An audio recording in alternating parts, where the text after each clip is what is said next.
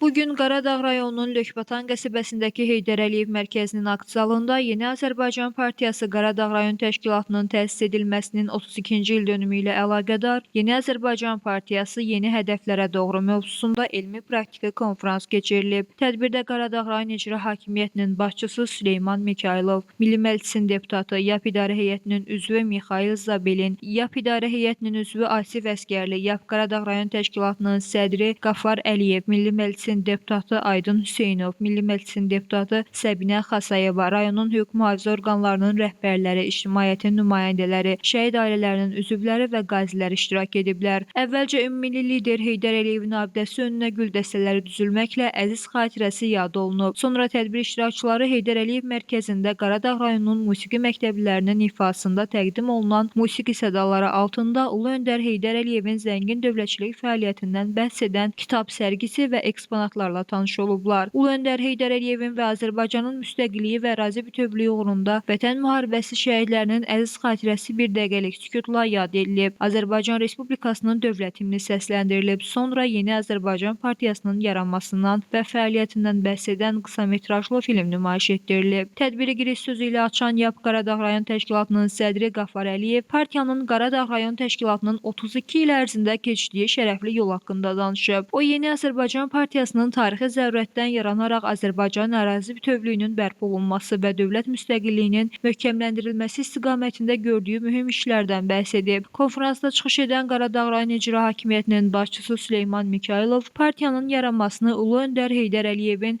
Azərbaycan xalqına bəxş etdiyi töhfələrdən biri kimi qiymətləndirib. Bu siyasətin layiqli davamçısı olan Azərbaycan prezidenti YAP-ın sədri İlham Əliyevin rəhbərliyi altında dövlətimizin qüdrətinin və beynəlxalq nüfuzunun daha da artdığını xüsusi vurğulayıb. Milli Məclisin deputatı, YAP İdarə Heyətinin üzvü Mixail Zabelin, YAP İdarə Heyətinin üzvü Asif Əskərli, Milli Məclisin deputatları Aydın Hüseynov və Səbinə Xasayeva, ümummilli lider Heydər Əliyevin uzaqgörənliyi və qətiyyəti nəticəsində yaradılan Yeni Azərbaycan Partiyasının 32 il müddətində zəngin və şərəfli bir inkişaf yolu keçdiyini bildirib. Konfransda Qaradağ rayonunun ictimai-siyasi həyatında fəal iştirak edən bir qrup şəxs fəxri fərmanla təltif edilib və partiya sıralarına yeni qəbul edilmiş gənclərə üzvlük vəsiqələri təqdim olunub. Sonda xatirə fotosu çəkdirilib. Leyla Səməndər, Cuma Kazımov, Yeni Azərbaycan TV.